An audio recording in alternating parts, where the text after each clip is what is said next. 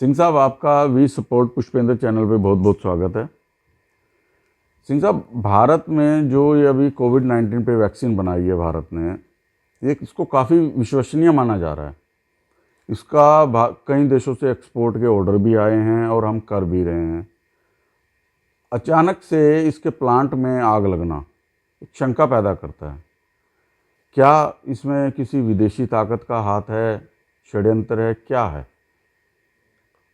देखिए, अगर टाइमिंग देखें तो टाइमिंग तो सस्पिशियस है और संदेह के बहुत सारे कारण बनते हैं। टाइमिंग एक है और आपका ये भी कहना सही है कि इसको पूरी दुनिया में इस वैक्सीन ने डंका बजा दिया है। 92 कंट्रीज़, जहाँ तक मेरा अपना हम्म। ज्ञान है, 92 देशों ने इसमें रुचि दिखाई है और कई देशों को तो आपको अपने अखबारों में पढ़ा होगा, हम उनको एक्सपोर्ट भी कर रहे हैं। जैसे कि हमारे जो खास करके पड़ोसी देश हैं, नेपाल भी उसको लेना, नेपाल हुआ, म्यांमार हुआ। यूरोपियन कंट्रीज से आ रहे हैं ऑर्डर। जी जी, मालदीव्स से हुआ। और मर्कल, जो मेरी अपनी जानकारी है और वो ओपन सोर्सेज में भी है, कि एक वीडियो कॉन्फ्रेंसिंग हुई लेडी मर्कल और मोदी साहब के बीच में। उन्होंने भी इस वैक्सीन में बहुत रुचि दिखाई और ये तमाम दुनिया में सिनपैक भी चाइना ने बनाया है, लेकिन लोगों को इतनी जो विश्वसनीयता की आप बात कर रहे हैं वो विश्वसनीयता नहीं है उनमें। जब ये वायरस, जब ये पैंडेमिक स्ट्राइक किया था कोविड का, तो आपको याद होगा कि अपना सॉफ्ट पावर बढ़ाने के लिए एक तो वही उसी ने इन्फ्लिक्ट किया था ये बायोलॉजिकल वॉरफेयर, जिसके बारे में हम बात करेंगे। और उस पर वो फिर सॉफ्ट पावर भी अपना कैपिटलाइज कर रहा था, वहाँ के तमाम वो इक्विपमेंट भेजने के लिए, कोविड से लड़ने के लिए। पाकिस्तान में स्पेशल एयरक्राफ्ट भेजे थे पाकिस्तान को। अफ्रीकन कंट्रीज़ को चाइना ने ये आश्वासन दिया कि हम आपकी मदद करेंगे, लेकिन वो सारा खोखला साबित हुआ। और वो जो मेरी जानकारी है कि अफ्रीकन कंट्रीज़ भी अब बिल्कुल हताश हो गए हैं चाइना को लेकर। तो हार्ड पावर तो ठीक है, एक्सप्लॉयटेशन ठीक है। आपको मालूम है किस तरह से पूरे अफ्रीकन कॉन्टिनेंट का चाइनीज़ एक्सप्लॉइट कर रहे हैं, पाकिस्तान को किस तरह से एक्सप्लॉइट कर रहे हैं, लेकिन अभी सॉफ्ट पावर के लिए इतनी डेप्थ नहीं है चाइना में।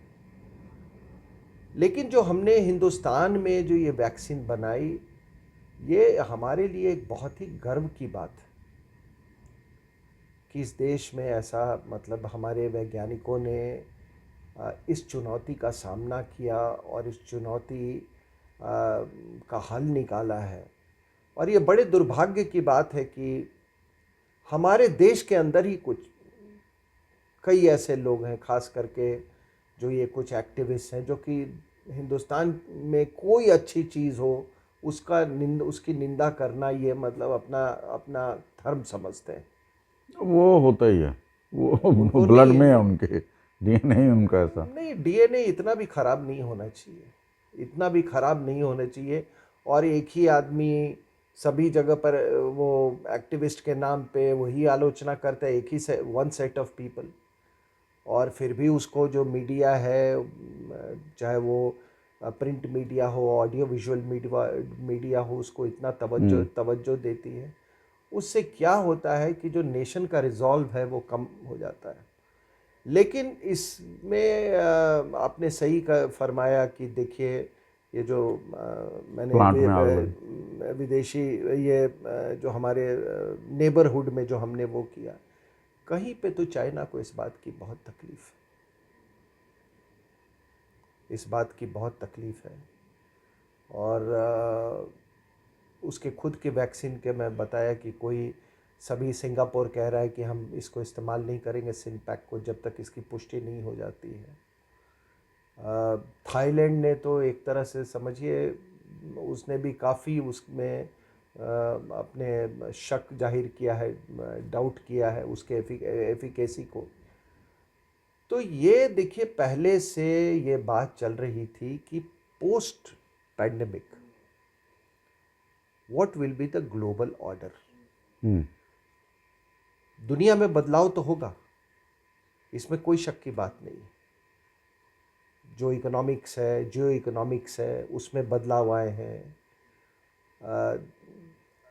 चाइना सप्लाई चेन में जिसने हर एक कॉग में अब वो जाके बैठ गया था, अब लोग उसका ऑल्टरनेटिव भी सोच रहे हैं।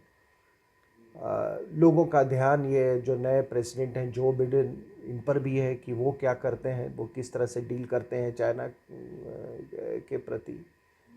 लेकिन इतना ज़रूर था कि जब ये ग्लोबल ऑर्डर जैसे भी एमर्ज करेगा, उस ग्लोबल ऑर्डर में ये वैक्सीन जो है, इसका एक बहुत बड़ा स्थान होगा।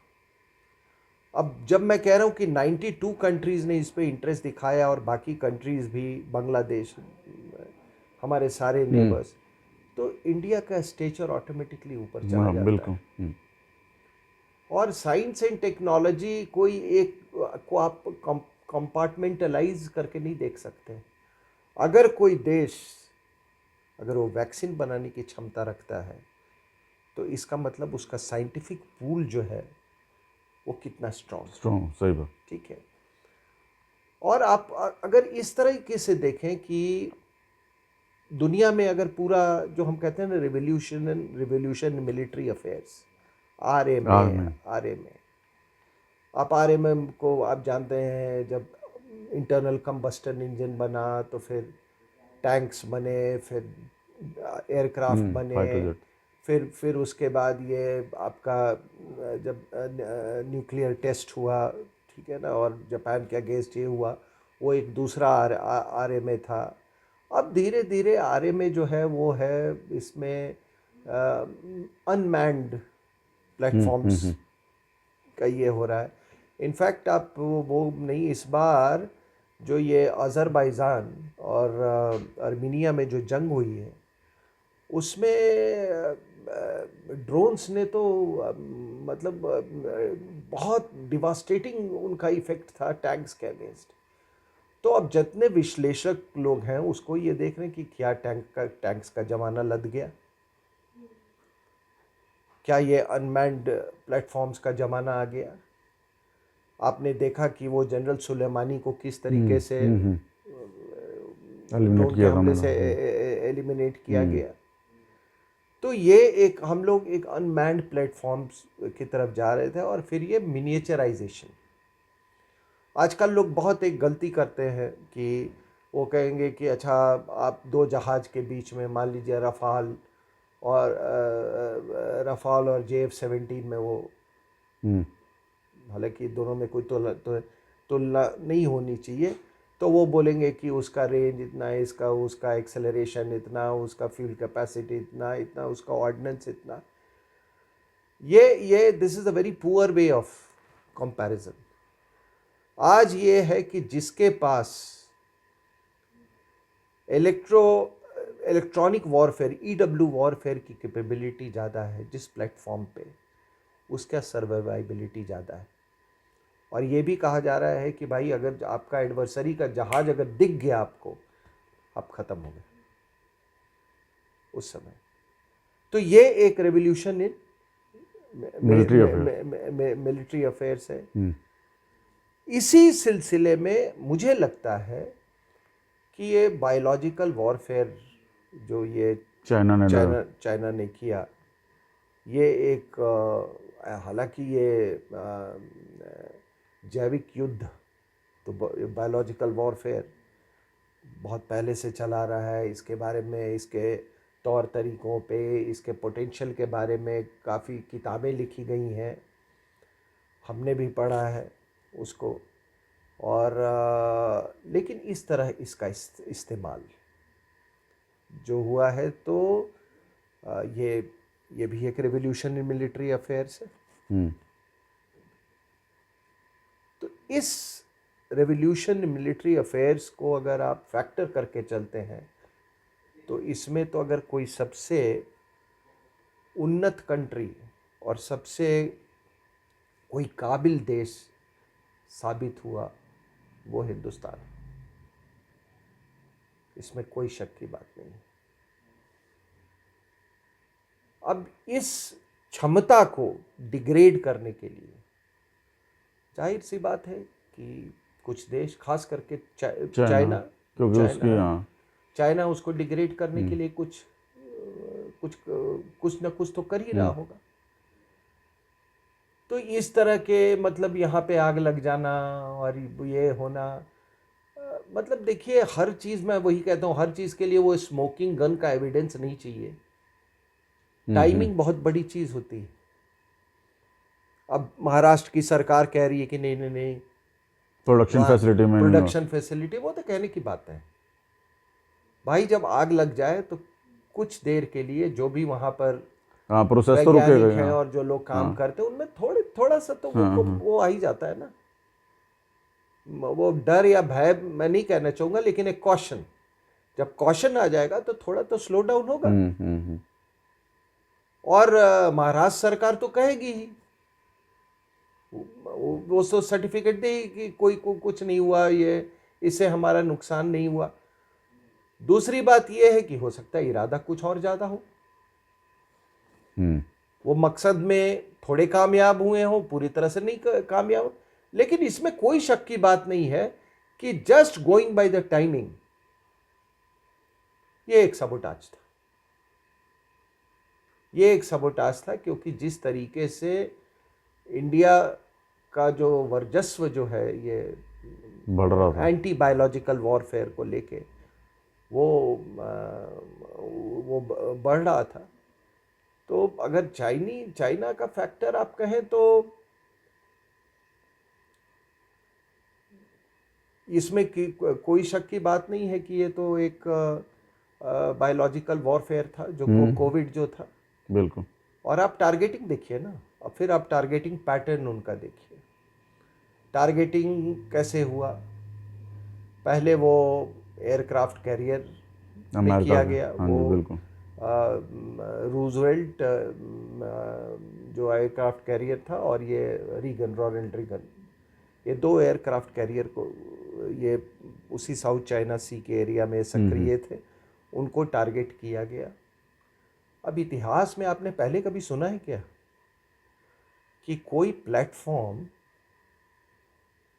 अपने सेलर्स की बीमारी के कारण इतनी भारी मात्रा में, सेलर्स के एफ्लिक्ट होने के कारण या क्रू के एफ्लिक्ट होने के कारण कोई इमोबिलाइज हो जाए या कोई पैरालाइज हो जाए? हमने तो नहीं सुना है। और फिर भी आप कहते हैं कि बायोलॉजिकल वॉरफेयर नहीं था। और जिस दौरान में ये साउथ चाइना सी में हो रहा था, उस समय चाइना तो ऐसे प्रिटेंड कर रहा था कि उसके देश में कुछ हुआ ही नहीं है। तो इस बायोलॉजिकल वॉरफेयर में देखिए, इस बायोलॉजिकल वॉरफेयर के जो टारगेटिंग है आपका, कुछ डायरेक्ट टारगेटिंग था, कुछ इनडायरेक्ट टारगेटिंग हुआ है। इनडायरेक्ट टारगेटिंग उसका ये भी हिस्सा था कि पहले तो आज इंडो पैसिफिक रीजन में आप देखिए चाइना का क्या कंसर्न है। चाइना का मेन कंसर्न क्या है इंडो पैसिफिक रीजन में, कि जो इसके इंडो पैसिफिक रीजन के जो मेन प्लेयर्स हैं, Japan, Taiwan, America, south Korea, Australia और इंडिया, ये जो मेजर प्लेयर्स हैं, मेन प्लेयर्स हैं इंडो पैसिफिक रीजन में, इनको किस तरीके से न्यूट्रलाइज किया जाए। अकेले चाइना तो इन सब से नहीं वो कर सकता, कंटेंट नहीं कर सकता। तो इसलिए उन्होंने हर एक कंट्री को अपने अपने तरीके से इस दौरान में उन्होंने ये बायोलॉजिकल वॉरफेयर के द्वारा एड्रेस करने की कोशिश की। अब मेन जो पंच है इंडो पैसिफिक रीजन में अमेरिका का, वो है एयरक्राफ्ट कैरियर ग्रुप, उसको इन्होंने एफ्लिक्ट कर दिया। जापान को कोविड का कोलैटरल वहाँ जापान में गया। इंडिया में इन्होंने लद्दाख सेक्टर में इन्होंने उसको एड्रेस किया फिजिकल, बाय फिजिकल मनूवर्स। वरना आप एक बात बताइए, एक इतनी बड़ी चीज हो गई, एक पैंडेमिक, वो इतनी बड़ी पैंडेमिक जिससे कि चाइना के भी भविष्य पे एक नई चुनौती आ जाए, एक सवाल आ जाए उसके भविष्य पे, पूरी दुनिया के भविष्य में ये आ जाए, एक सवाल उठ जाए, एक ऐसा डेवलपमेंट जो कि पूरे जियो पॉलिटिक्स को जो कि बदलने की जो क्षमता रखता हो, ऐसे समय में क्या आप ये कोई मुझे बता सकता है कि ये जो मनूवर हुआ लद्दाख सेक्टर में, फिजिकल मनूवर, मिलिट्री मनूवर, उन ऊंची पहाड़ियों, हाई एल्टीट्यूड में, वो क्यों हुआ? भाई कोई इंडिया की तरफ से कोई प्रोवोकेशन तो था नहीं। जहां सड़क बनाने वाली बात थी तो सड़क तो हम बहुत दिन से बना रहे हैं। जहां तक एडवांस लैंडिंग ग्राउंड और एयरफील्ड्स, फॉरवर्ड एयरफील्ड्स की बात है, वो तो हम तो पहले से सब कुछ चल रहा था। ये ऑल ऑफ ए सडन ये क्यों किया? ये इसलिए किया कि ट्रंप के रहते रहते ये जो इंडो पैसिफिक रीजन में ये पूरा जो ये जिसको क्वाड कहते हैं, ठीक है, उसको किस तरीके से डिग्रेड किया जाए। हो सकता है उनको कुछ आशंका हो सकता है कि कुछ उनको कुछ ऐसी जानकारी हो, तो उन्होंने इसलिए यहाँ पे किया कि उनको तो डायरेक्ट बायोलॉजिकल वॉरफेयर से ये किया, एड्रेस किया, और आपको बाय फिजिकल मनूवर्स किया। लेकिन ये पूरा जो ये उनका टारगेट था, ये इंडो पैसिफिक रीजन में जापान, ताइवान, ऑस्ट्रेलिया, यूएसए और इंडिया, इसमें इंडियन जो इंडो पैसिफिक में जो इंडो पार्ट जो है, यानी कि इंडियन ओशन पार्ट जो है, उसमें इंडिया सबसे मेजर प्लेयर है। सो इसलिए ये बायोलॉजिकल वॉरफेयर इसको किया गया। अब सवाल ये उठता है कि इसको उनका इरादा क्या था? तो एक तो मिलिट्री जो ऑब्जेक्टिव था वो मैं बता दिया, दूसरा था रेजीम चेंज यूएसए में रेजीम चेंज। अब इस बात से मैं पहले भी मैंने कहा है कि इस बात से कौन इनकार कर सकता है कि जो रेजीम चेंज हुआ, जो आप रेजीम चेंज छोड़ दीजिए, जो ये पैंडेमिक के कारण जो इलेक्शंस हुए, वो इलेक्शंस के वोटिंग प्रोसेस में एक बहुत बड़ी एक एबरेशन थी। एबरेशन इन द सेंस कि पोस्टल बैलेट पे ज़्यादा तवज्जो दी गई, अनप्रेसिडेंटेड तवज्जो दी गई। ये भी नहीं कोई नकार सकता कि अगर डायरेक्ट वोटिंग होती जो जैसे पहले होती थी तो शायद परिणाम कुछ और होते। और ऐसी शंका तो लग रही थी। Almost 4 lakh people died in USA. लेकिन उसके बावजूद, इतने पैंडेमिक के बावजूद भी, आप वो जो ब्लैक्स ऑल्सो मैटर, उस समय तो पैंडेमिक और पीक पे था। अभी तो जो कैपिटल हिल में हुआ, चलो पैंडेमिक, ब्लैक लाइव्स मैटर, हाँ, ड्यूरिंग दी, हाँ, उस समय तो पैंडेमिक। और तो ये सारा का सारा कार्यक्रम एक साथ कैसे चल रहा था? ये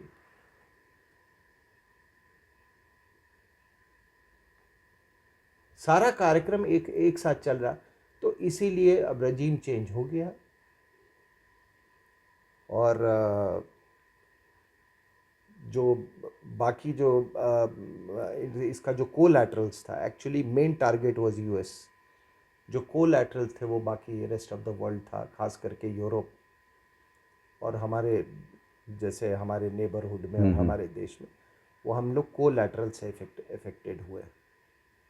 लेकिन इसमें कोई शक की बात नहीं है कि ये चाइना के द्वारा ये बायोलॉजिकल वॉरफेयर था, और ये बायोलॉजिकल वॉरफेयर के कई और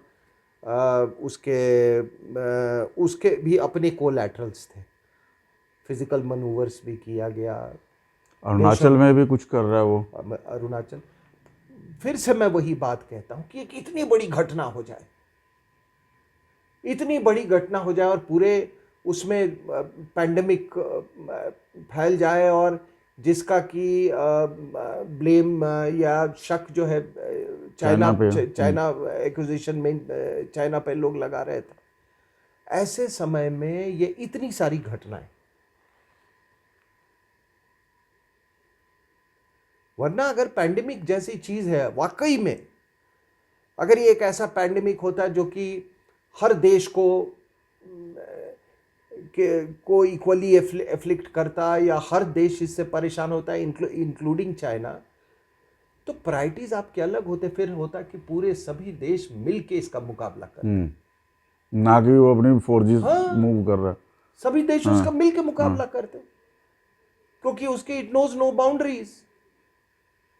भाई आपको तो ये भाई बहुत सारे इंडियंस अमेरिका में हैं, चाइनीज भारी मात्रा में हैं, सैकड़ों फ्लाइट्स तो है चाइना और यूएस के बीच में, तो उसका तो कोई बाउंड्री है नहीं। लेकिन हम उनको कोई इससे कोई चिंता नहीं। ऐसा लग रहा था कि इसके पहले कि आप पूरे, अगर आप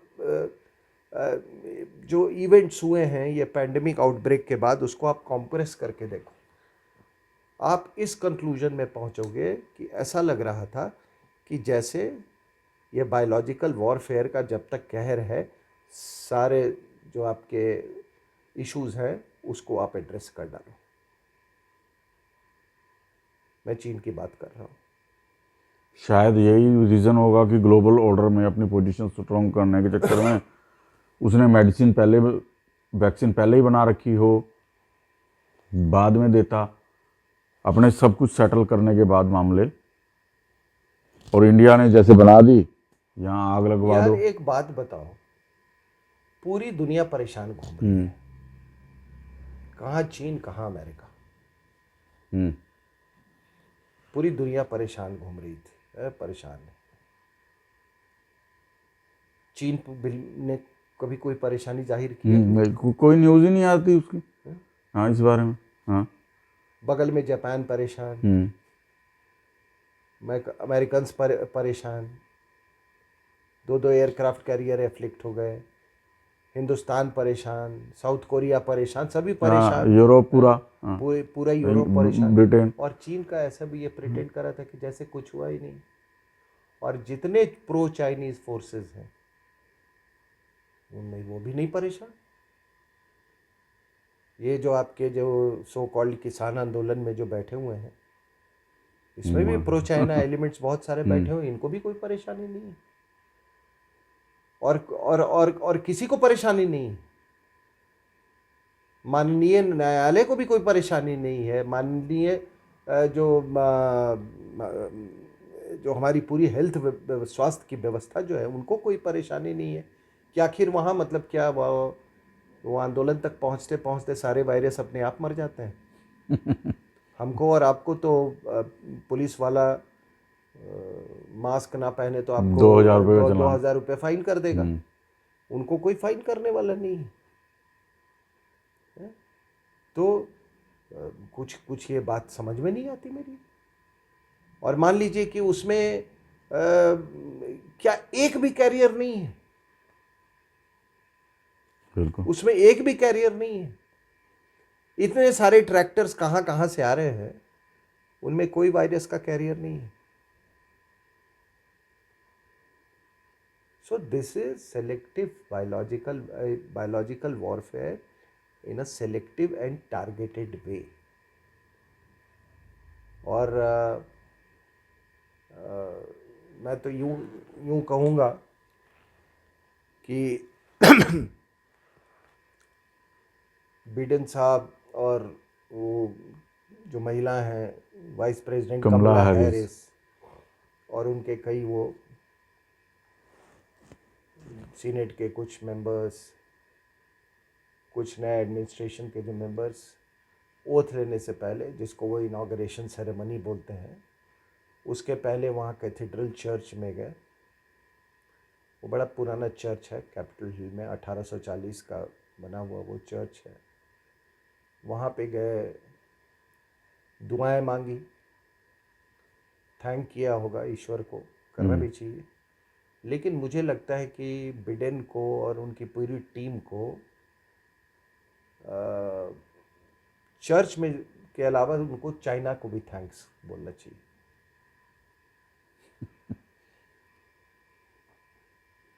इसलिए क्योंकि ये बायोलॉजिकल वॉरफेयर नहीं होता। और and look at the potential of biological warfare. Anonymity, आप डिनायल मोड में आप चले जाइए, कोई आप पर कोई वही स्मोकिंग गन वाला वो तो प्रूफ रहेगा नहीं आपके। उसका इसका पोटेंशियल देखिए। एक सुपर पावर को की राजनीति बदल दी उस बायोलॉजिकल वॉरफेयर से, घुटनों पे लाके बिठा दिया। गुड ना। तो उनको तो उसके लिए थैंक करना चाहिए। लेकिन हाँ, एक ब्रीफ असाइड जितेंद्र जी, कि ये बात तो जहन में ज़रूर आती है कि ये वहाँ की परंपरा है। बाय द वे, ओबामा ने भी उस वही चर्च में वो गए थे।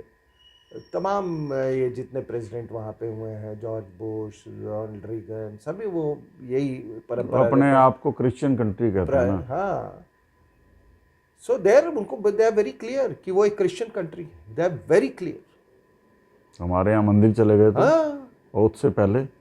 ये सारे नालायक पीछे पड़ जाएंगे। और तो और आप इसकी बात कर रहे हैं, ये हिंदुस्तान में ही है और ये हिंदुओं में कमी है। आप उसका देख लीजिए। मुझे याद है कि ये डेविड कैमरन, 2011 की बात है, 2011 में किंग जेम्स बाइबल का 400 वो था, एनिवर्सरी था। 400 पहले किंग जेम्स बाइबल लिखा गया था। अब वो एक अलग तरह की, मतलब वो बाइबल है, उसमें ओल्ड टेस्टामेंट भी है, न्यू टेस्टामेंट भी, वो सब बोल के किंग जेम्स के टाइम में इंग्लिश में उसका ट्रांसलेशन करके, क्योंकि ओल्ड टेस्टामेंट हिब्रू में था, समझे कि नहीं। तो कई चीज़ें हैं, जैसे वो जेनेसिस वगैरह है, वो सब कॉमन है उसमें, ओल्ड टेस्टामेंट और न्यू टेस्टामेंट में। तो उन्होंने ये उसके तैयार करवाया था और इंग्लिश भाषा में इसकी ट्रांसलेट होके छपी थी। उसका 400th एनिवर्सरी था। उसमें डेविड कैमरन ने अपने भाषण में बोला कि हम एक क्रिश्चियन कंट्री हैं और इसमें कोई संदेह की गुंजाइश नहीं है। उन्होंने बिल्कुल क्लियर कहा। अभी राजा पक्षे साहब श्रीलंका में, उन्होंने ओथ लिया, वो भी जाके वहीं पर किया उन्होंने, अपने जो बुद्धिस्ट टेम्पल है कोलंबो में, वहाँ पर जाके उन्होंने ओथ लिया। ये केवल हिंदुस्तान में ऐसा भी है, ये नौटंकी। इलेक्शन से पहले सभी जगह दे आर वेरी क्लियर। कि इनको कि उनका नेशनहुड किस चीज़ पे प्रेडिकेटेड है, उनको बहुत, दे आर वेरी क्लियर।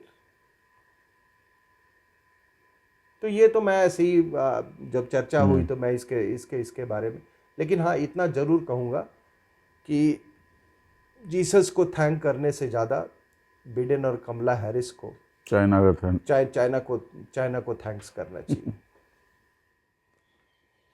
सिंह साहब, अभी आपने किसान आंदोलन की भी बीच में बात की। इस कोविड की महामारी के दौरान भी ये किसान आंदोलन क्यों हो रहा है? दिल्ली के बॉर्डर पे बैठे हैं किसान हमारे, और उसमें भी देखा जाए तो जैसे अभी आपने भी बताया था, वही मेधा पाटकर, योगेंद्र यादव जैसे प्लेयर और भी कुछ वही चेहरे नज़र आ रहे होते हैं। तो इस कोविड की महामारी में भी ऐसा क्यों हो रहा है? देखिए, आप एयरपोर्ट पे चले जाएं, रेलवे स्टेशन पे चले जाएं, किसी सार्वजनिक जगह पे चले जाएं, लोग एहतियात कर रहे हैं, मास्क डाल के चल मास्क रहे हैं, मास्क डल शील्ड रहे डाल के हैं। चल रहे हैं। परिवारों में चले जाएं, लोगों ने अपने बुज़ुर्गों को बहुत प्रोटेक्ट करके रखा हुआ है। हम्म, आप अगर अपने किसी दोस्त, अपने रिश्तेदार के वृद्ध माता या पिता से मिलना चाहते हैं तो लोग ने एक उसमें एक डिस्टेंसिंग का एक नॉर्म लगा रखा है, ठीक है ना। कई बार मैं जैसे कहीं कहीं पे गया हूँ तो किसी ने कहा कि भाई आप खिड़की से बात कर लो। स्थिति यहाँ तक आ गई थी।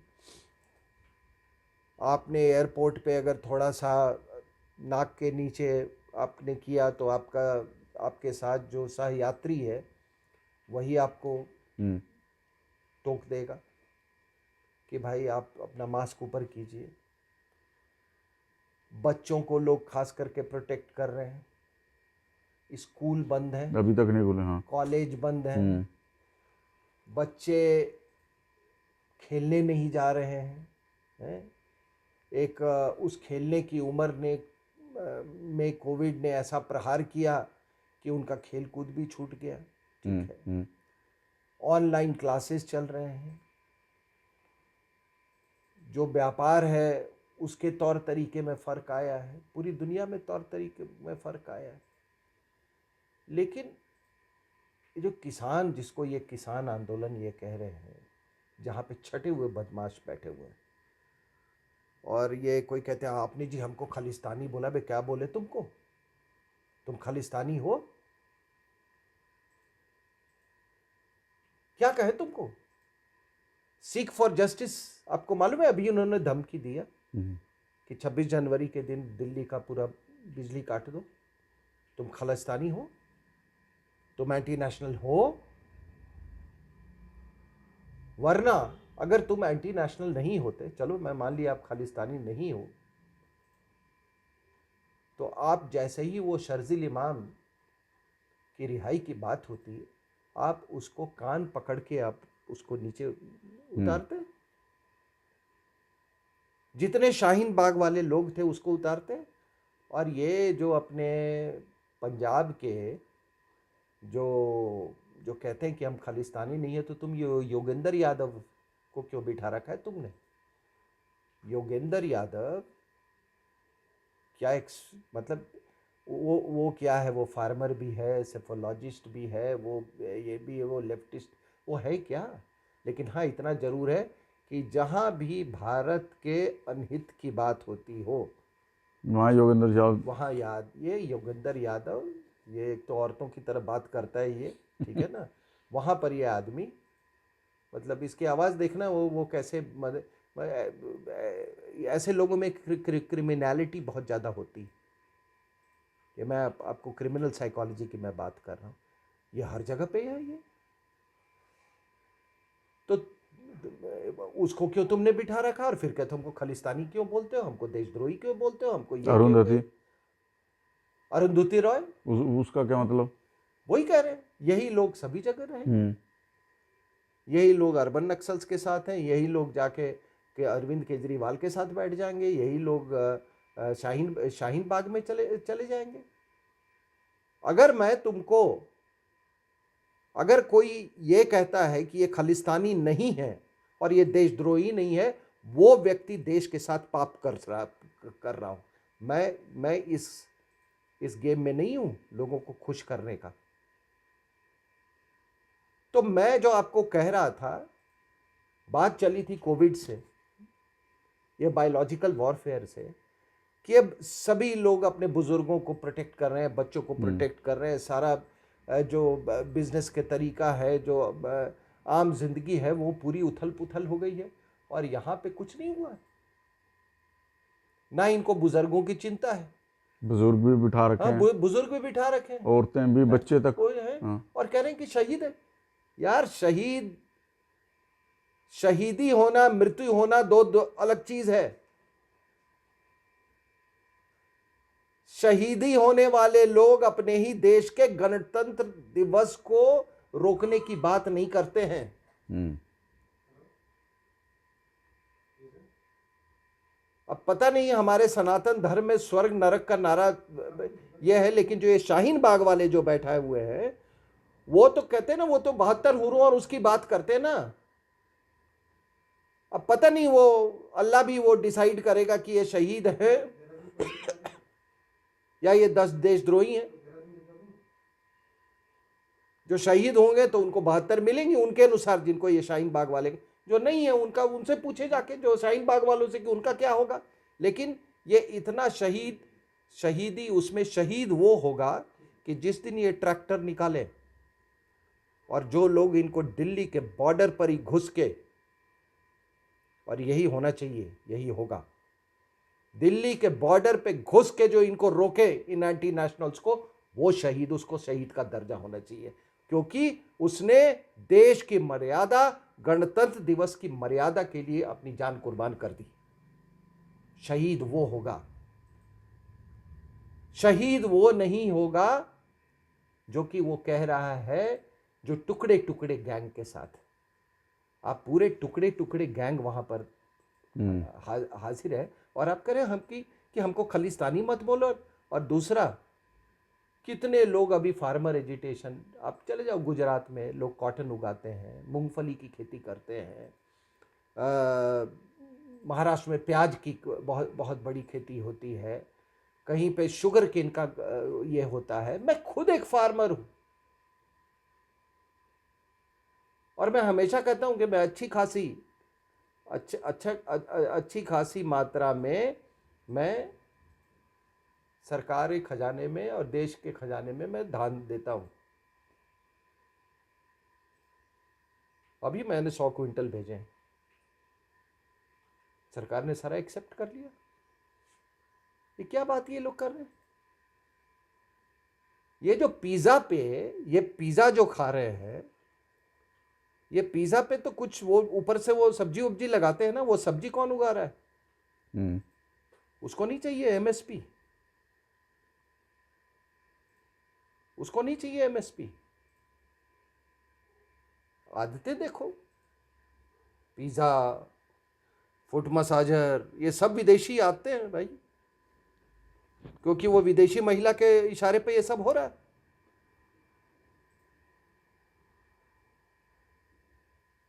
और ये आप अगर इसको आप अगर जोड़ के देखो, ये बायोलॉजिकल वॉरफेयर, किसान आंदोलन, ब्लैक्स लाइव मैटर, ये सारा चीज आपने, लद्दाख में स्टैंड ऑफ,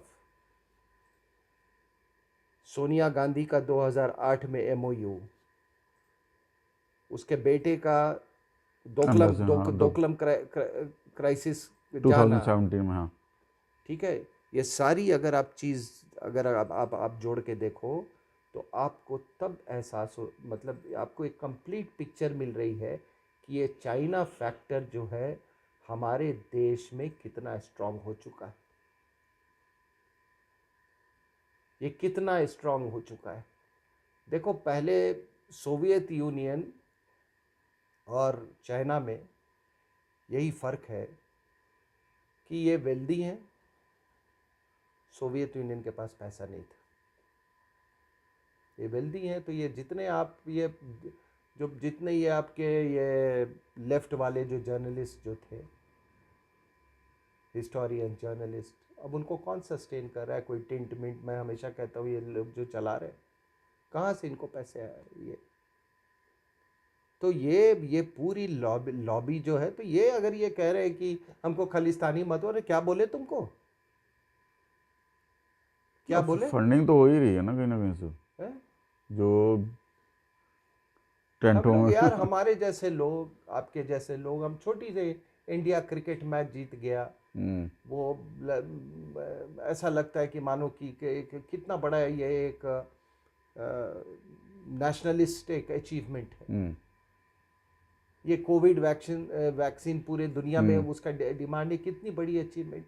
और ये लोग हर आप टेलीविज़न खोलो, इनके बाइट सुनो, इनके स्टेटमेंट सुनो, आपको केवल गंदगी गंदगी, ओनली बिटरनेस, नेगेटिविटी।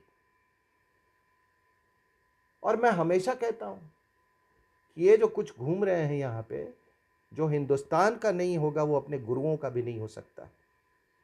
और ये तमाम जो ये देश है ना आज, जो ये कनाडा और वगैरह, उनको भी एहसास होना चाहिए कि ये अगर हिंदुस्तान के नहीं हुए तो ये तुम्हारे भी नहीं हो सकते कभी। इस चीज़ पे। और ये मुझे कभी कभी अपने सरकार पर भी गुस्सा आता है। और वो गुस्सा इसलिए कि एक आम आदमी, एक देश प्रेमी, एक ईमानदार सिटीजन, आप उसको इतनी एंजाइटी में क्यों रख रहे हैं भाई? वो भी घबराया हुआ है कि पता नहीं ये क्या होगा, 26 जनवरी को क्या होगा। सब कुछ आपने इनको कर दिया, आपने इतना लंबा रोप दे दिया कि चलो ये पूरे ये है, हम सस्पेंड कर देंगे। वो जो नया कानून है हम इसको सस्पेंड कर देंगे, फिर भी नहीं जी, हम तो इसको रिपील ही करवा के जाएंगे यहाँ से। तो एक आम आदमी आपसे एक्शन ढूंढ रहा है। आपको इतनी बड़ी मात्रा में सीटें इसलिए दी हैं कि आपका डिसीजन भी टफ होना चाहिए, आपका निर्णय भी टफ होना चाहिए। इसका मतलब कि अगर कोalition की सरकार होती तब तो अभी तक तो ये वहां लाल किले पे बैठे होते ही। आप यही कहना चाहते हो ना? शाहीन बाग में भी यही हुआ था। अपनी इतनी एंग्जाइटी से लोग मान लो सरकारी तंत्र को तो मालूम होगा कि क्या होगा, क्या करना है, लेकिन मैं इतना भी एट्रीब्यूट नहीं करता हूं। आपने निर्णय नहीं लिया तो वो यहां पे दंगे हुए कि नहीं हुए? शाहीन बाग के दंगे बाद हुए। हम तो यही कह रहे थे कि नहीं, सरकार के दिमाग में जरूर कोई योजना है जो हमसे शेयर नहीं करना चाहती है, उनकी अपनी मजबूरियां। लेकिन कभी कभी तो मुझे लगता है कि इनकी कोई योजना ही नहीं है। एक आम आदमी, एक एक एक एक सच्चा नागरिक अपनी सरकार को हारते हुए, इस तरह से मजबूर होते हुए नहीं देखना चाहता। आपसे हम वही निर्णय की अपेक्षा करते हैं जो हमने बालाकोट और सर्जिकल स्ट्राइक के समय में देखा। और इतिहास क्या किसको जज करेगा वो देखा जाएगा। इतिहास क्या करेगा, इफ्स एंड बट्स तो लगते ही है इतिहास पर।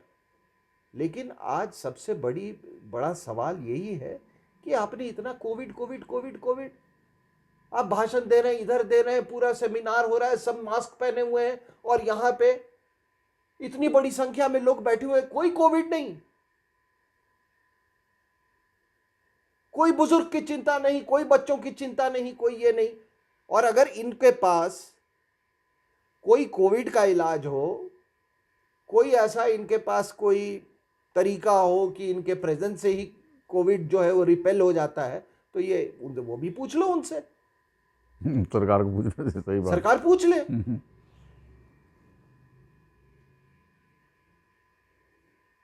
और वो कह रहे हैं, वो तो शरेआम कह रहे हैं। तो आप भाई, हम तो दिल्ली में रहने वाले, अगर इस तरह से हम हर दिन कोई, वी आर अंडर सीज। आज का ये खबर है साहब कि एक रिपोर्ट है टाइम्स ऑफ इंडिया में, शायद ये है कि अभी तक जब से ये देशद्रोही बैठे हुए हैं 50,000 करोड़ रुपए का नुकसान हुआ है हिंदुस्तान को।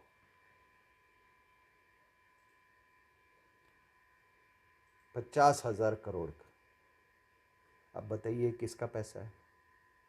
हम, आपका और मेरा, टैक्स पेयर्स का मनी है। ये तो इसीलिए करवा रहे हैं ना कि भारत का किस तरह से नुकसान हो। और क्या योगेंद्र यादव का सोनिया गांधी से कभी वो नहीं था? क्या केजरीवाल का कभी चर्च से रिश्ता नहीं रहा है? क्या केजरीवाल नेशनल एडवाइजरी काउंसिल के मेंबर बनाने की इसकी बात नहीं चली थी? क्या सोनिया गांधी ने सरदार जी को चिट्ठी नहीं लिखी थी कि इस आदमी को पोस्टिंग नहीं किया जाए? उसकी वाइफ को। कि इसका भी, क्या इसने इलेक्शन के पहले चर्चों पे हमले नहीं करवाए थे? तो ये पूरा का पूरा आप जो व्यवस्था देख रहे हैं, कुछ नहीं है, ये मोदी को किसी तरह से कमज़ोर करके, मजबूर करके उसको, बिकॉज ये जानते हैं कि इलेक्शन के रूट से ये सत्ता कभी नहीं हासिल कर सकते हैं। और वो भी 6% किसान इस देश के।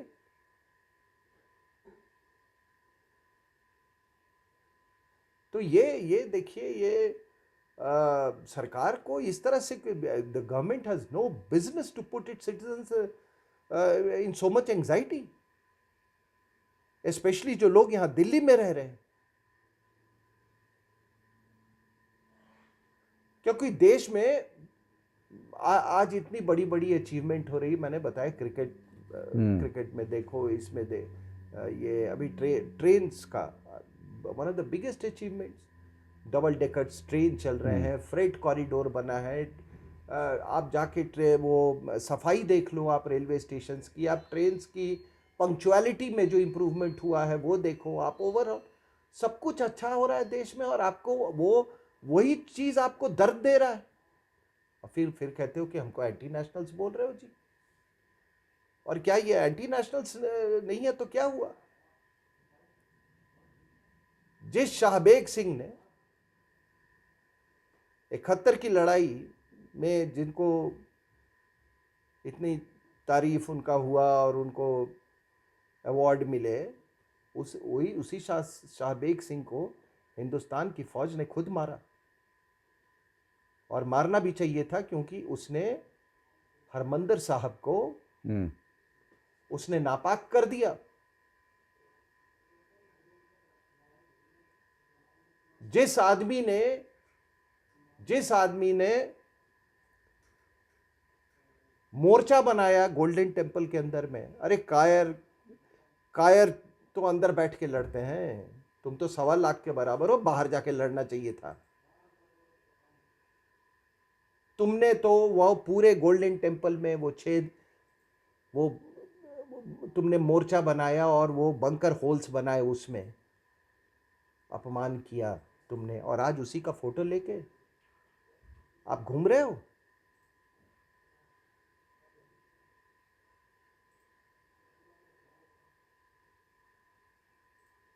और ये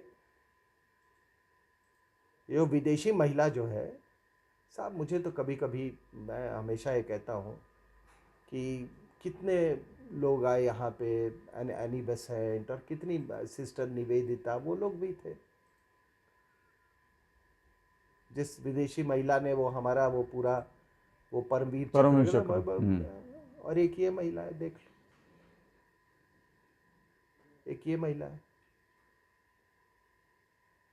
ये महिला, वो जो राजीव गांधी के हत्यारों को ये लोग गए थे उसको पार्डन करना चाहते थे, लेकिन मिसेस गांधी, इंदिरा गांधी के किलर्स को इन्होंने कोई वो नहीं किया। तो ये कौन सी है षड्यंत्रकारी ताकतें हैं? और मैं इसलिए इसको कोविड से जोड़ा, इसका बड़ा गहरा रिश्ता है बायोलॉजिकल वॉरफेयर का। ये भी बायोलॉजिकल वॉरफेयर का एक कोलैटरल,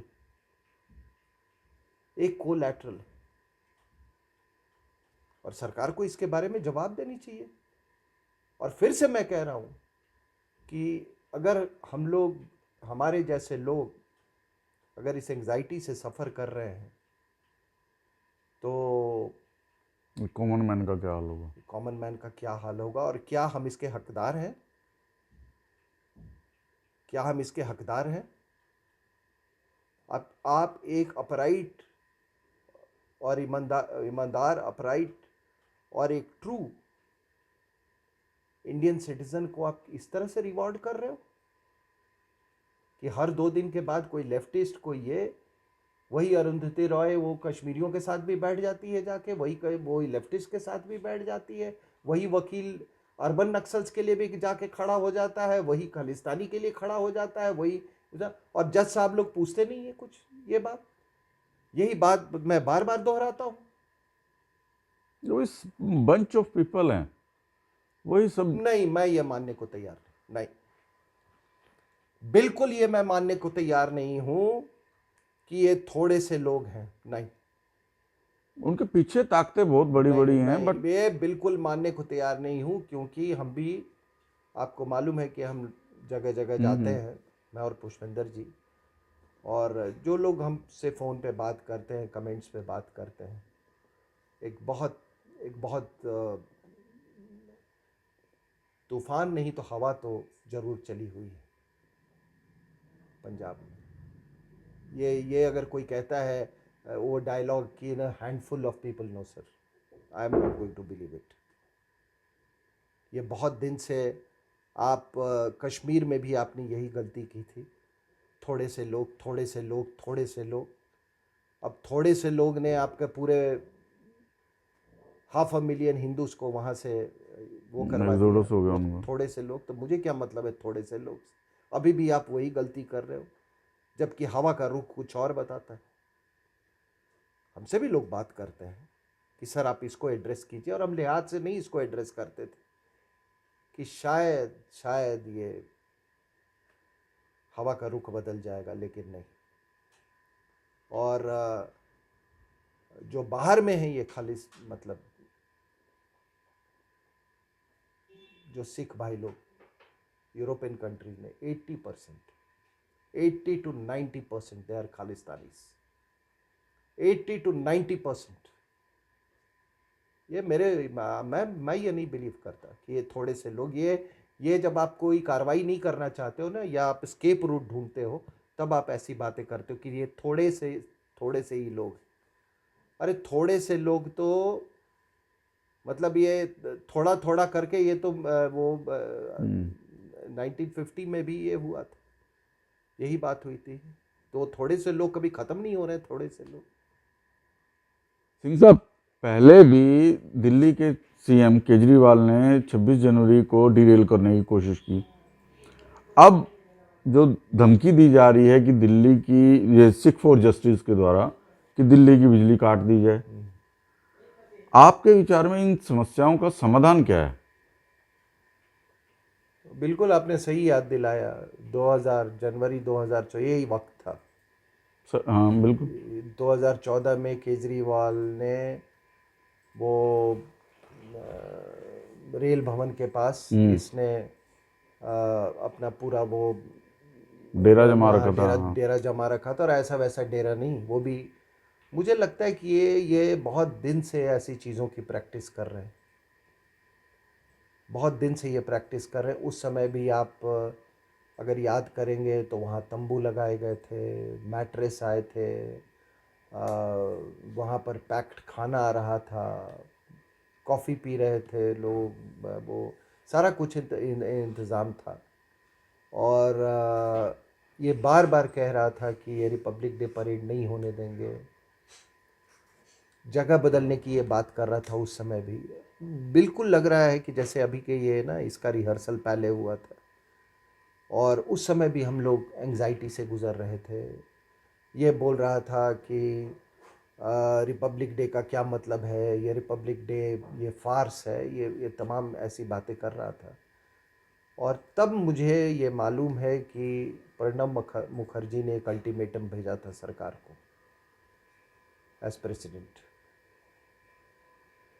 कि अगर रिपब्लिक डे परेड को कुछ हुआ तो और जो उस समय आर्मी चीफ थे उन्होंने भी ये बात उठाई थी, तब जाके इस आदमी को किसी तरीके से उठा के इसको वहाँ से बाहर किया गया था। तो वो एक रिहर्सल था, but the level of anxiety was same, क्योंकि ये आदमी इस तरह के नारे लगा रहा था कि पूरे मतलब हिंदुस्तान से लोग यहाँ पे इकट्ठा हो जाएं। अब आप सोचो कि उस आह्वान पे, अगर जैसे आज ये ट्रैक्टर की रैली में कर रहे हैं, बस फ़र्क इतना ही है कि ये अभी दिल्ली से बाहर है, ये भी दिल्ली आने की मांग कर रहे हैं, उस समय भी ये कह रहे थे कि हमको इंडिया गेट आने का हमको ये मौका मिलना चाहिए, उधर हम लगाएंगे। उस समय भी सरकार इनको कह रही थी कि तुम जंतर मंतर पे चले जाओ। और एक बात बताओ साहब, कि जब रामदेव ने रामलीला मैदान में वो किया था तो आपने तो डंडे बरसा दिए थे आधी रात को।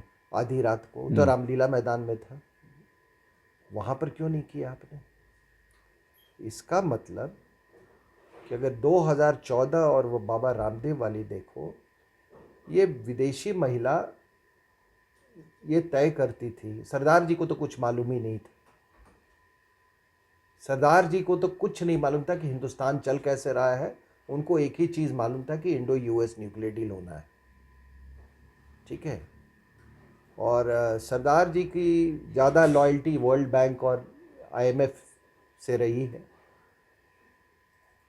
तो सरदार जी को कोई खबर नहीं थी, ये महिला जो है विदेशी महिला वो तय कर रही थी कि बाबा रामदेव को डंडे मारो और इसको फैसिलिटेट करो, क्योंकि ये केजरीवाल तो उसका आदमी। आप समझ रहे हो बात? अब उसमें भी कैरेक्टर्स वही थे, यही योगेंद्र यादव, केजरीवाल, ठीक है ना। और आज भी वही लोग हैं, आज भी वही लोग हैं। तो क्या हम अपने पास से कुछ सीखते नहीं? लास्ट ईयर शाहीन कोई बाग के सबक दौरान नहीं भी लेते? ये था। कोई सबक नहीं लेते? हम्म। आपने वो 2014 वाले से, और मैंने उस पर कई आर्टिकल्स भी लिखे थे, उस समय बात भी उठा। उस समय सोशल मीडिया इतना वाइब्रेंट नहीं था, लेकिन उसने किया था, सोशल मीडिया का इस्तेमाल किया था मोबिलाइज करने के लिए लोगों को। तो आपने 2014 और इसके बीच में आपने कुछ नहीं सीखा। और मैं वही कह रहा हूँ कि आदरणीय प्रधानमंत्री से और उनकी जो वर्तमान सरकार जो है उससे, कि थोड़ा आपको ये सोचना चाहिए कि एक बार जाते ही हैं उन बच्चों का सोचो जो 4 बजे सुबह उठ के वो परेड कर रहे हैं। उन बच्चों का सोचो जो कि इंडिया के क्रिकेट मैच जीतने पे वो गर्व महसूस करते हैं। उन बच्चों का जब जाके देखो आप एनसीसी कैंप में, वो जो मॉडल्स बनाते हैं और जितनी तैयारी करते हैं, उन कॉन्टिजेंट्स का सोचो, उनके लिए कितने ये प्राइड की बात है कि हम देश के रिपब्लिक डे परेड में हम हिस्सा ले रहे हैं। वो बालिकाओं से पूछो जो बिरला पब्लिक स्कूल से जो आती हैं वहाँ पे, जो जिनका बैंड हर साल होता है, उनसे पूछो। उनसे पूछो जो लोग झांकियाँ बना रहे हैं अपने प्रांत की, उनसे पूछो। और आप उनके पूरे परिश्रम को ये कुछ चाइना परस्त लोग से गाली दिलवा रहे हो।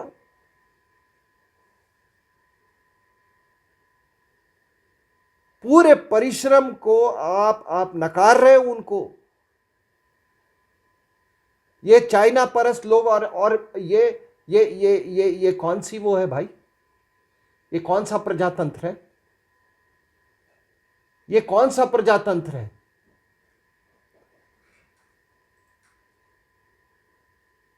और हमने फिर इस सरकार को 300 सीटों से ऊपर, लोगों ने 300 से ज्यादा सीटों से चुनकर क्यों भेजा है?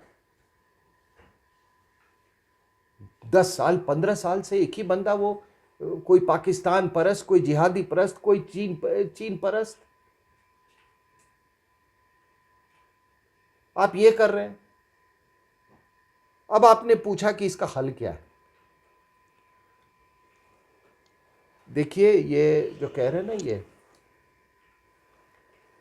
ये हमको जी आप खालिस्तानी मत बोलो जी, हमको एंटी नेशनल मत बोलो जी, ये बोल रहे हैं ना। ये तत्व कोई नए नहीं है। 1950 में 1950 की बात है कि और ये एक दुर्गा दास की एक किताब लिखी हुई है, India from from Curzon to Curzon. Nehru and after. और दुर्गा दास के बारे में बता दूं, ये जो जर्नलिस्ट होते थे इंद्रजीत, जो गोरखालैंड से एमपी थे, उनके फादर थे। And he covered India from 1918। तो उन्होंने एक वो कहा कि आज़ादी के बाद सरदार पटेल जब गृह मंत्री थे, तो उस समय ये तेलंगाना में ये कम्युनिस्ट का रिवोल्ट हुआ। जब रिवोल्ट हुआ तो इन्होंने अपने जो सिक्योरिटी फोर्सेस है भेजा, और उनको एक ही चीज़ बोलो कि उनको आदेश दिया कि इतनी तादाद में मारो इनको जितनी की ज़रूरत हो इनके दिमाग ठिकाने लाने के लिए। हज़ारों कम्युनिस्ट मारे गए, और फिर वो रिवोल्ट जो है, विद्रोह, वो शांत हुआ। फिर इन्होंने कहा यार ये तो बड़ा महंगा पड़ा हमको। तब इन्होंने कहा कि नहीं, हम भी संविधान के अंतर्गत हम चुनावी प्रक्रिया में हम हिस्सा लेंगे। ठीक है। अब होता क्या है कि भाई किसी ने सफाई कर दी तो बीच बीच में सफाई होती रहनी चाहिए, हम्म, लेकिन वो सफाई करने वाला था कि नहीं, फिर वो प्रॉब्लम ऐसे ऐसे बढ़ता जाता है। वो जब समस्या हल हुई, और ये बड़ा इंटरेस्टिंग है, तो एक मास्टर तारा सिंह थे, उन्होंने खालिस्तान का पहले डिमांड लगाया था। नेहरू को फिर उन्होंने आश्वासन दिया कि नहीं, ये खालिस्तान का हम ड्रॉप करते। फिर भी वो आए पटेल के पास, और वो पटेल को आजमाना चाहते थे। ठीक है। अब लॉ पुरुष को आजमाना, वो तो पॉलिटिशियन भी थे और वो भी थे, तो लॉ आयरन मैन को आजमाने की कोशिश की। तो उन्होंने कहा कि ऐसा है कि हमको एक रिलीजियो पॉलिटिकल एक आइडेंटिटी चाहिए। हम सिखों का एक हम प्रांत बनाएंगे, ठीक है, जिसमें कि गुरुमुखी भाषा होगी। तो सरदार पटेल सुन रहे थे, आराम, उसको बड़े इत्मीनान से सुन रहे थे उनको। उन्होंने कहा कि हाँ, चलिए आगे कहिए। और उन्होंने कहा कि सेंट्रल सर्विसेज में हमारे पॉपुलेशन के मुताबिक, हमारी जनसंख्या के मुताबिक हमको रिप्रेजेंटेशन होना चाहिए। तो सरदार ने कहा कि बिल्कुल मिलेगा आपको, लेकिन ये फॉर्मूला फिर आर्मी पे भी अप्लाई करे होगा। अब आर्मी में इनका डिस्प्रोपोर्शनेट नंबर था। भाई एंग्लो सिख वॉर के बाद, जब 1857 के बाद, आपको मालूम है कि रिक्रूटमेंट दो एरियाज़ में ज़्यादा हुई, एक पंजाब में और नेपाल से। ये दो एरियाज़ में ज़्यादा ये हुई थी।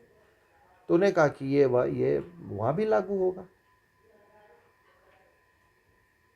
तो जब तारा सिंह ने यह सुना तो उनको बात समझ में आ गई। ये जो होते हैं ना, ये इनको बात भी बहुत जल्दी समझ में आ जाती है। डंडे की आवश्यकता है, ठीक है ना। उसके बाद इन्होंने कहा कि दिल्ली चलो। पंजाबी सूबा के लिए इन्होंने इसी तरह जो भी हो रहा है ना, इसी तरह से लॉरी में, ट्रेन से लोग दिल्ली की तरफ कूच करने लगे। सरदार पटेल ने फिर इनकी अच्छी पिटाई करवाई, और जो लंगर वंगर जो लगाए थे ना वहाँ पे, और जो कैंप्स लगा रहे थे उनके स्वागत के लिए, उसको उखाड़ के फेंक दिया उठा के। ये अब एक घटना पहले नहीं। और सरदार पटेल कहते हैं कि इसमें दो तीन चीज़ें, मेरी बात शायद सरकार सुने, जो मैं कह रहा हूँ वो पढ़ ले जाके, वो India from Curzon to Nehru and after. तो उन्होंने कहा कि जब ये बाद में सरदार पटेल ने बोला कि मैं इस समस्या का समाधान इसलिए ढूंढ पाया कि पहली बात कि मेरा इंटेलिजेंस बहुत अच्छा था, कौन कौन नेता है, किस बैकग्राउंड से, कहाँ से प्रेरित हैं, ये सब हमको मालूम था। इनके आपस में डिफरेंसेस क्या हैं वो हमको मालूम था। सरदार बलदेव सिंह जो डिफेंस मिनिस्टर थे उनका बड़ा मदद मिला उनको। और तीसरा एक वो एक डिप्टी कमिश्नर इन्होंने वहाँ से बुलाया था अजमेर से, मैं नाम भूल रहा हूँ, वो ये ऐसे सिचुएशंस को हैंडल करने में वो बड़ी काबिलियत रखता था, उसको इन्होंने तो इंटेलिजेंस, गुड पेनिट्रेशन और of course I mean negotiating skills और डंडा, फर्म हैंड। डंडा, ठीक है। तो तेलंगाना में कम्युनिस्ट ख़त्म किए, आज तेलंगाना हॉटबेड है माओइज्म का। तारा सिंह haven't been मतलब they have not been extinguished, अभी भी बहुत तारा सिंह घूम रहे हैं। स्वरूप बदला है क्योंकि बीच बीच में लोगों ने सफाई नहीं की। एक्सटर्नल फ्रंट पे तो युद्ध होते रहते हैं, पाकिस्तान से एक युद्ध हुआ, दूसरा युद्ध हुआ, तीसरा युद्ध हुआ, फिर कारगिल हुआ, उसके बाद ये बालाकोट हुआ, तो बीच बीच में सफाई चलती रही है, ठीक है, एक्सटर्नल उस पे। लेकिन इंटरनली हमको इंटरनल थ्रेट का मालूम ही नहीं है कि इंटरनल थ्रेट को डील कैसे करना है। लेकिन इनको बहुत क्लियर है। 2014 में केजरीवाल का देखो और जो अभी हो रहा है वो एक रिहर्सल था। उसने तो फिर वो कब्जा कर लिया वो। उसके बाद केजरीवाल वो बॉर्डर स्टेट्स क्यों ज़्यादा तवज्जो दे रहा था, राजस्थान पे और पंजाब में, ताकि उसका लिंक तो है ही पाकिस्तान से, वो डायरेक्ट ये उसका लिंकेज हो जाए, फिजिकल लिंकेज हो जाए। तो ये चीज़ें 2014 और 2020-21 के बीच में अगर आपने नहीं सीखा, लेकिन वो ये तत्व तो उस समय भी थे, ये आज से थोड़ी तत्व है। तीसरी बात कि ये जितनी ये विदेशी विचारधारा हो, उन सबको आपको बैन करना होगा, चाहे वो जिहादिज्म हो, माओइज्म हो। तेलंगाना में जो कम्युनिस्ट थे वो माओवादी नक्सलाइट बन गए, जो रजाकार थे वो पॉपुलर फ्रंट ऑफ इंडिया बन गया, और ये तारा सिंह वाला ग्रुप अभी यहां बैठा हुआ है। तो आपको ये क्लियर होना चाहिए कि आपका ने अब आप पूछते हैं कि फाइनली हल क्या है। हल आपको बताते हैं। एक तो सरदार पटेल ने जब बोला कि आपको सेंट्रल सर्विसेज में रिजर्वेशन चाहिए, मिलेगा, आर्मी में अप्लाई करेगा, उसी तरीके से ये पूरे फार्मर्स को ये बता देना चाहिए कि जितनी तुम्हारी उपज है, मतलब वेरियस स्टेट्स की जो उपज है, उसके मुताबिक ही प्रपोर्शन ऑफ प्रोक्योरमेंट जो है वो सेट होगा, एमएसपी होगा। बस इतनी सी मांग। मैं भी फार्मर हूँ, मेरा स्टेट का जो प्रोडक्शन है उसके मुताबिक आप कोटा बांध दें।